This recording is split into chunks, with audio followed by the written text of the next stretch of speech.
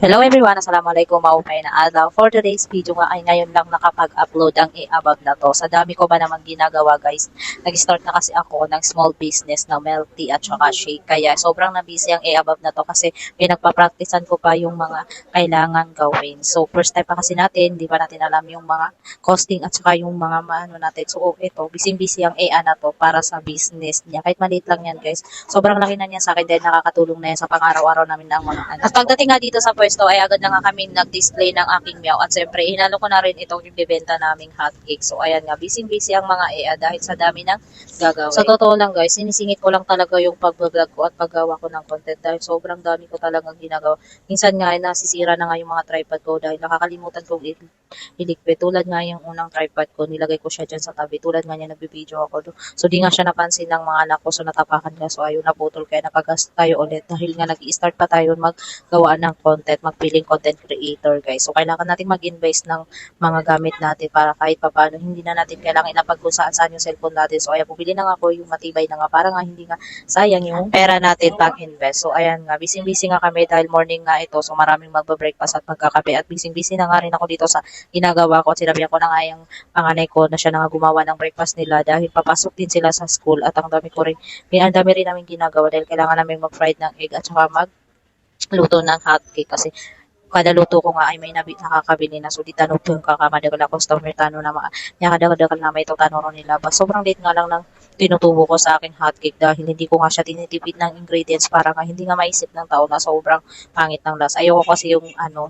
nagbebenta ko so tapos may nagko-comment na hindi masarap. Mas gusto ko nga na maliit lang yung tubuin ko. Pero sulit na masapang lasa nila. Ayoko kasi yung nakatubo nga ako ng malaki pero naman yung bibili naman is tigira na di makakuan, makagano. So, ayoko nang ganun kasi na-feel ko na rin kasi yung bibili ka tapos hindi pala masarap. So, parang nangihinayang kang parang nasasayangan ka sa pera mo ganun. So, nahirap nang iyan na to na mag-explain.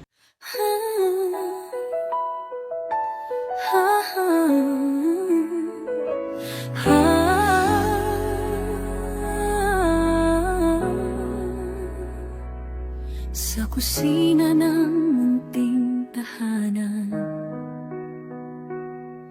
lumalaban sa So, ayan nga, pagkatapos ko maggawa ng hotcake, ayan, may dumating nga nakukuha ng halagang 50 pesos. So, ayan, tignan nyo naman, guys. Hindi ko nga tinitipid yan sa ingredients. May lasa na nga yan kahit walang margarine. Pero nilalagyan ko pa rin siya, guys, para nga maisip ng customer natin na wala talaga siyang lugi. At sulit talaga yung pinangbili niya at hindi rin niya sobrang nipis. Sakto lang nga siya. Minsan nga, may nagsasabi pa nga na dapat nga bawasan ko nga daw yung takalan ko dahil makapal nga daw siya tapos punong-puno pa nga ng margarine. So, parang lugi na nga daw ko. Pero iniisip ko nga, kahit konti nga yung tubuin ko, importante nga hindi rin lugi yung bibili. So, tapos ko nga gumawa ng hotcake ay may umorder nga ng niyog sa amin. So, kataning yung kukurakan din sa kanyan sa niyog. So, pero yung nagkukukul ko talaga dyan is yung aking meal. Pero, sell ba nakadaan kasi sorry, na-stop nga ako magsalita dahil may dumaan na motor na sobrang bilis. Dahil nga sabi ko nga sa aking mga video guys, dito lang ako sa labas di tayo sa tabi ng kalsada, nag-go voice over. Kasi di ko na nga may sisingit ko sa bahay ko pa nga siya gagawin. So, ayan, siya liba na kandas kanya kumakor sa new kasi nga first time pa nga gagamitin yung kukura niyo miss. So, tinry ko nga siya kung smooth bath. So, ayan, yun lang. So,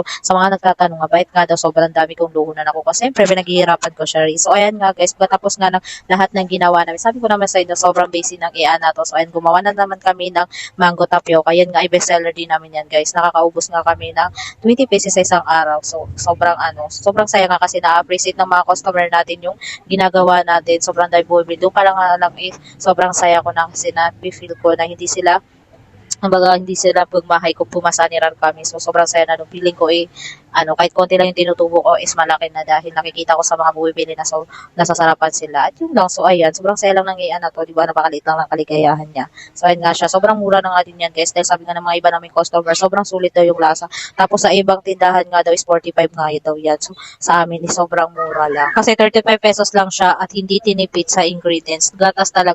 Purong gatas talaga yung ginagamit namin para nga hindi talaga mapasabi yung customer na ano ba to, mura nga pero walang lasa. Ang gusto ko kasi yung sasabihin ng customer, wow, ang mura pero sobrang sarap. Lasang mahal. Charis, alawag minamahal. So, ayan na nga yung finished product natin. Itsura pa lang guys, nakakatakam na. So, ayan nga. Sa mga nagtatanong nga pala, saan ako nakakakuha ng bottle? Binibili ko po talaga yung isang pack ng mineral. So, inaalis ko na lang yung tubig niya at yun na nga yung pinaglalagyan ko. Para nga talaga malinis siya. Sakto nga at pagkatapos kong magluto lahat-lahat, nag-display na rin ako nitong milk tea namin. So, ayan, pasensya na nga yung lagayan hindi naka kasi bago pa nga lang nag-i-start. So ayan nga yung milk tea namin. At huwag niyo sasabihin, pipitsugin lang yan dahil lasang mahal yan. Kahit ganyan yung itsura mo kang hindi pang professional. Cherry. So ayan nga, nagluto na nga rin ako nitong pearl para nga pagka sakto may bibili is naluto na tong aking pearl. Sobrang sarap nga pala niyan guys. Yan nga yung binabalik-balikan ng customer namin. Cherry, binabalik-balikan. So ayan nga, pagkatapos ko nga magluto ng fair and may sakto namang bumili ng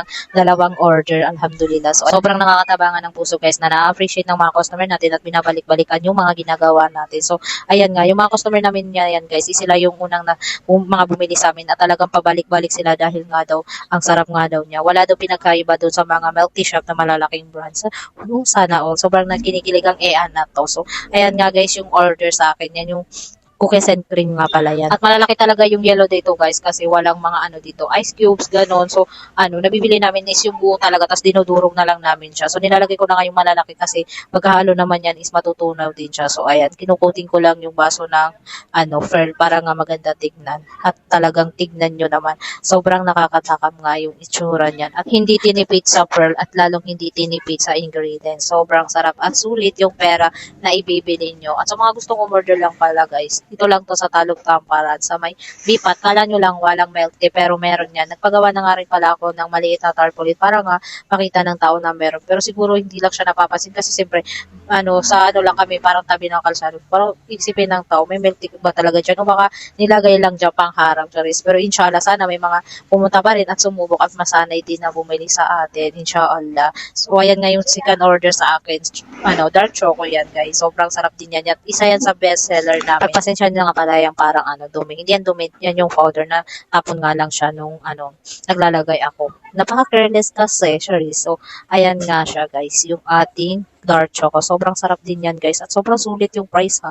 Kasi sa iba 49 at saka 59. So sa amin is 35-45 lang at sobrang sulit ng lasa. Charis, napapasell stock na ako dito. Ano pa yan? Di pa ba kayo bibili? Alam nyo ba guys na inspiration ko talaga dito sa paggawa ng milk tea is isa talaga to sa paborito. Alam nyo ba na sa Maynila is binibili ko talaga is 1 liter na milk tea. Yes po, yung tig 1 liter talaga dahil doon lang ako nasasatisfy pag umiinom ako ng milk tea kasi talaga napakatakaw ko sa milk tea. Kaya ito rin isa sa inspiration ko. Kaya milk tea yung ginawa kong business kasi yun yung nagpapasaya sa akin, Charlie. So, ayan nga guys, bumili nga ako sa 50-50 ng mga garapo na yung maganda at presentable tignan. Kasi nahihiya ako sa inyo kasi ang dugyot ng lagyan ko, Charles, dugyot. Hindi naman dugyot. So, gusto ko kasi yung mga tulad sa milk tea shops, yung naka-display talaga ng maayos yung, yung presentable siya, mapapasabi kayo na, wala lang. Ang OA. So, ayan nga, nag-display na nga rin. Nagpapakit na rin kami dyan para naman mapansin nyo. At yun lang guys, mga gustong umorder, pumunta lang kayo dito sa may Bipat, Talog Tamparan. So, yun lang guys. Thank you for watching. Follow for more. Masalamat!